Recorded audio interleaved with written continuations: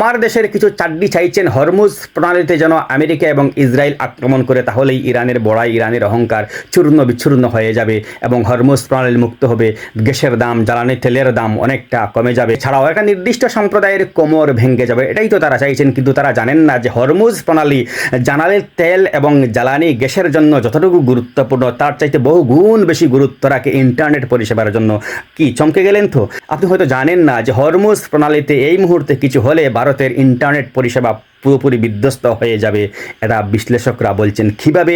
আপনি হয়তো মনে করছেন যে ইন্টারনেট পরিষেবা স্যাটেলাইটের মাধ্যমে পরিচালিত হয়, কিন্তু আপনি এটাও জানেন না 95 থেকে 97% ইন্টারনেট পরিষেবা সমুদ্রের তলদেশ দিয়ে গেছে এবং ভারতবর্ষের ফাইবার অপটিক কেবল যেটা, সেটা হরমুজ প্রণালীর তলদেশ দিয়ে গেছে। এই মুহূর্তে যদি সেই ফাইবার অপটিক কেবলের কিছু হয়, তাহলে আমাদের ইন্টারনেট পরিষেবা বিধ্বস্ত হয়ে যাবে। আমরা হোয়াটসঅ্যাপ করতে পারবো না, টেক্সট মেসেজ করতে পারবো না, নেটফ্লিক্স করতে পারবো না, অনলাইন কোনো কাজ করতে পারবো না, ব্যাংকিং করতে পারবো না। আর এগুলি হচ্ছে ডিজিটাল ইন্ডিয়ার একমাত্র মাধ্যম। কোনো দেশকে ডিজিটাল দেশ তখনই বলা হয় যখন ওই দেশটা পুরোপুরি ইন্টারনেট নির্ভর হয়। আর ওই সময় যদি ইন্টারনেট পরিষেবা বিধ্বস্ত হয়ে যায়, তাহলে ডিজিটাল ইন্ডিয়ার বা ডিজিটাল দেশের কি মানে হলো? আমরা জানি যে আমাদের দেশ ডিজিটাল ভারত, ডিজিটাল ইন্ডিয়া, কিন্তু কিসের উপর নির্ভর করে আমরা ডিজিটাল ইন্ডিয়া বলি? কারণ আমাদের দেশের বেশিরভাগ কাজকর্ম ডিজিটাল এবং এটা ইন্টারনেটের মাধ্যমে পরিচালিত হয়। আর এই মুহূর্তে যদি সেটা ধ্বংস হয়ে যায়, তাহলে আমাদের দেশের ইন্টারনেট পরিষেবা ধ্বংস হয়ে যাবে। হরমুজ প্রণালীর তলদেশ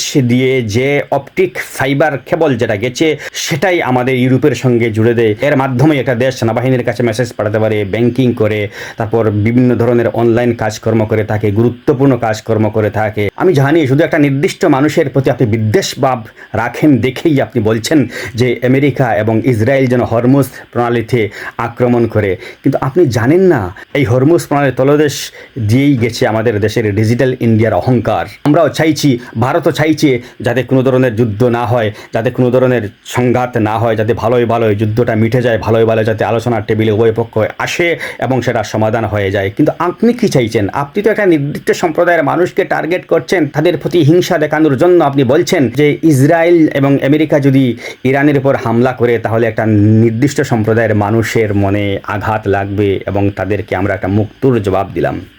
কিন্তু আপনি তো হোয়াটসঅ্যাপ ইউনিভার্সিটির ছাত্র।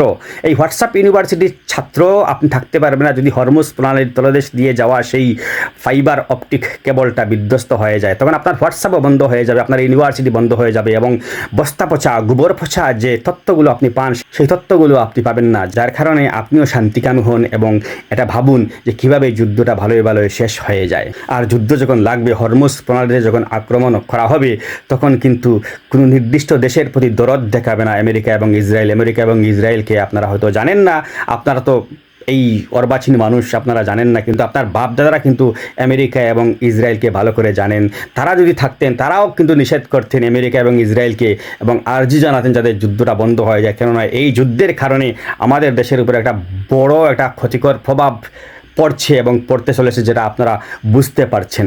আর যুদ্ধটা যদি আরও দীর্ঘায়িত হয়, আর হয়তো অবস্থা কী হতে পারে।